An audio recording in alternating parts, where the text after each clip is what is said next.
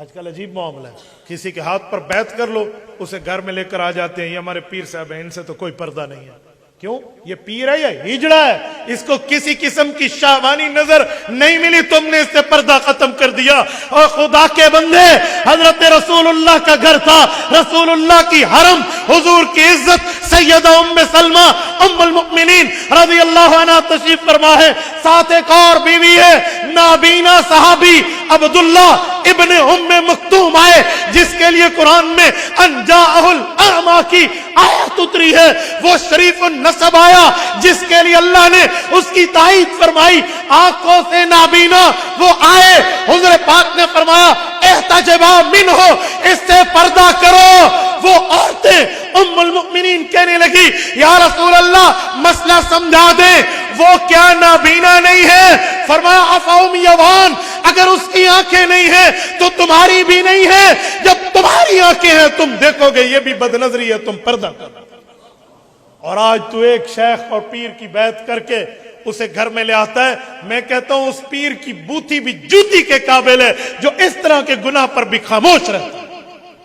پتہ نہیں اسے کوئی مہر لگ گئی ہے کہ شریعت کی مخالفت کر دو۔ میں ایک گھر میں جلسے کے بعد کوئی کھانے کے لیے لے گئے تو محلے کے ایک بندہ اندر چلا گیا۔ کھانے کے دوران میں نے ان سے پوچھا، بلکہ شاید کھانا لگا بھی نہیں تھا، یہ میں پنجاب کے کونے کی بات کروں، میں نام نہیں لیتا، پھر انٹرنیٹ کے ذریعے لوگوں تک پہنچ جاتے ہو تو پردہ رکھتے ہوئے بات کر رہا ہوں۔ میں نے کہا یہ آپ کے رشتہ دار ہیں؟ نہیں نہیں، ہمارے پڑوسی ہیں۔ تو میں نے کہا تیرے گھر میں بغیر پردے کے اعلان کے کیوں آیا؟ جی ایسا ایک بالکل پردے لایا ہے۔ اللہ کی قسم میرا بعضوں کا دماغ اس پر گھوم جاتا ہے، لوگ کہتے ہیں اب سخت بات کرتے ہو، ایک بات گسو تھوڑی لاؤ چول، تو آپ کو اجازت کیا نہیں تھی ہے تو سب پردہ لہا نہیں تھا؟ بھئی تجھے اجازت کس نے دی ہے؟ تو اللہ کے حکم کو ختم کرے گا؟ کل تو شلوار اتار کے بھی بیٹھ جا، بھئی ہم نے ایک دوسرے کے سامنے شلواریں اتاری ہوئی ہیں، پھر آپ کو کس نے کہا کہ آپ پردہ اتاریں؟ جب وہ تمہارا غیر ہے، نامحرم ہے، پھر تو اس سے پردہ اتارے گا۔ خاوند کے اتنے حقوق تو نہیں ہوتے جتنے حقوق میں خاوند نے اپنی بیوی کا پردہ بھی کسے ختم کرا دیا۔ یہ غیرت ہے، یہ ضمیر ہے؟ بھائی اسے اسلام نہیں کہتے، اسے ایمان نہیں کہتے۔ وضع میں ہو تم نصارہ تو تمدن میں ہو یہود، یہ ہے مسلمان جنہیں دیکھ کر شرمائے ہنود، یہی کہا گیا۔ بھائی تو ہم نے آج گناہوں کی لائنیں لگا دی اور اپنی طرف سے میاں کہتا ہے بیوی کو تم نے یہ کرنا ہے اور وہ شریعت کی مخالفت میں بات مان جاتی ہے، بھئی تو نے پردہ نہیں کرنا۔ یہ دیوسی پن ہے، یہ اسلام نہیں۔ اسلام اسے نہیں کہتے، ایمان اسے نہیں کہتے، دین اسے نہیں کہتے، غیرت اسے نہیں کہتے۔ تو میرے دوستو یہ جھوٹی گواہی پر میں نے بات چلائی تھی، یوں جھوٹے گواہ مل جاتے کہیں گے میرے لیے اتنے پیسوں کا بندوبست کر لو، میں تمہارے حق میں جھوٹی گواہی دینے کے لیے تیار ہوں۔ آگ لگتی ہے لگ جائے، کوئی روتا پیٹتا الٹا لٹک کر روتا رہے، جھوٹی گواہی وعدہ کرو اللہ سے کہ ہم نہیں دیں گے۔ آج کے وعدہ کرتے ہو؟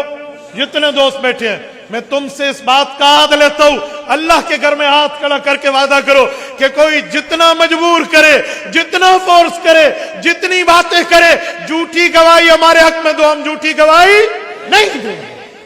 یہ کوئی بات ہے بھائی؟ یہ عجیب ترتیبیں۔ آؤ سنو، یہودی آیا سرکار اقدس کے دربار پہ آیا، اس وقت یہی صحابی حضرت خزیمہ بن ثابت الانصاری رضی اللہ عنہ حضور کے ساتھ بیٹھے ہوئے تھے۔ اس نے آ کر کہا آپ نے مجھ سے قرضہ لیا تھا، لوٹا دیں۔ حضور نے فرمایا انی قد قضیتک، او کما قال، کہ میں تو تیرا قرضہ لوٹا چکا۔ اس نے کہا بینہ، ثبوت لائیے، دلیل لائیے، پروف لائیے، ایویڈنس لائیے، گواہ لائیے، کہاں اپنے قرضہ دیا ہے؟ اب رسالت مآب علیہ السلام نے اس کی بات پہ غور کیا کہ تو ڈبل لینے کے چکر میں بیٹھا، یہ کہہ رہا گواہ لاؤ، اور اس وقت تو کوئی گواہ نہیں تھا جب میں نے اسے قرضہ دیا تھا۔ حدیث ذہن میں ہے نا؟ یہ نکل گئی ہے، میں وہی لا رہا ہوں۔ آپ علیہ السلام قدر خاموش ہوئے نا تو حضرت خزیمہ بولے کہ انی اشہد ان رسول اللہ قد قضاک، میں گواہی دیتا ہوں حضور نے تیرا قرضہ دیا ہے۔ شرم نہیں آتی ہوئے بے ایمانہ، دوسری بار قرضہ لینے یوں آگے ہوئے اور گریبان پہ ہاتھ، اور وہ یہودی بھاگم بھاگ، ٹھیک ہے ٹھیک ہے جان چھوٹی، وہ بھاگ کے تو چلا گیا، لیکن حضور علیہ السلام نے چہرہ اقدس پہرا اور پوچھا خزیمہ کیا کیا، کیا گواہی دی، کیوں دی؟ تم اس وقت تھے؟ کہا جی نہیں تھا۔ تم نے دیکھا تھا؟ کہا جی نہیں دیکھا۔ پھر گواہی کیوں دی؟ اللہ۔ بھاورپور کے مسلمانوں، صحابہ کی محبت رسول دیکھو، حضور علیہ الصلوۃ والسلام سے عشق دیکھو، اور پیغمبر پر بیلیونگ اور اعتماد دیکھو، عقل دنگ رہ جاتی ہے۔ حضرت خزیمہ نے عرض کیا اجازت ہو تو عرض کروں؟ کہ جی کہو۔ کیا رسول اللہ یہ مسئلہ آپ کا ہے، کسی اور کا نہیں ہے، یہ مسئلہ امام الرسل کا ہے، امت کا نہیں ہے، یہ گناہوں سے پاک شخصیت کا ہے، کسی گناہگار کا نہیں ہے۔ آپ وہ سچے ہیں، آپ نے کہا اللہ ہے، ہم نے نہیں دیکھا، ہم نے اشہد اللہ الہ الا اللہ گواہوں کی صدا لگا دی۔ آپ نے فرمایا آپ کو رسالت ملی، رب کی طرف سے آپ کو رسالت ملتے وقت ہم نے نہیں دیکھا، مؤذن نے اشہد ان محمد رسول اللہ کی صدا لگا کے کہا ہم گواہی دیتے ہیں آپ اللہ کے رسول ہیں۔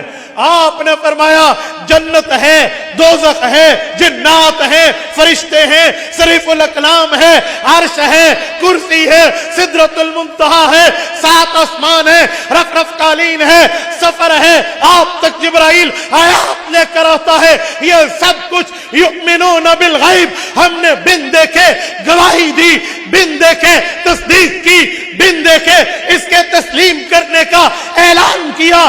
جب آپ اتنے صادق المصدوق ہیں، اتنے صادق و امین ہیں، اتنے سچے ہیں، سراپا سچائی ہے کہ آپ کے کہنے پہ بن دیکھے جنت کی، بن دیکھے دوزخ کی، بن دیکھے اللہ کی، بن دیکھے عرش و کرسی کی، بن دیکھے فرشتوں کی، بن دیکھے زمین و آسمانوں کی، بن دیکھے تمام انبیاء کے واقعات کی گواہی دی جا سکتی ہے۔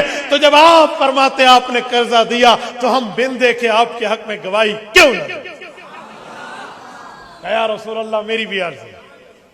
حضور علیہ السلام خوش ہوئے اور فرمایا خزیمہ انت ذو شہادتین، آج کے بعد میں تیرے لیے اللہ کی خوشی کا یوں اعلان کر رہا ہوں کہ میرا مولا تیرے پہ یوں راضی ہے کہ تو نے اپنے پاک پیغمبر کے دل کو یوں ٹھنڈا کیا۔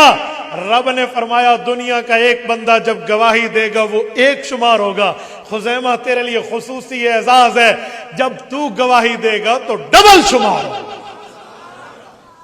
دگنا شمار، ذو شہادتین۔ حضرت خزیمہ بن ثابت الانصاری رضی اللہ عنہ وہ ہے۔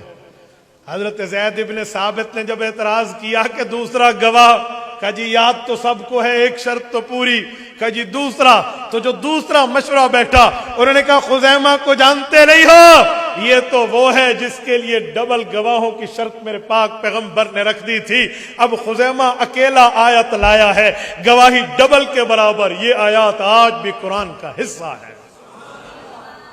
میرے دوستو یوں قرآن جمع ہو کے آپ کی اور مجھ تک پہنچا،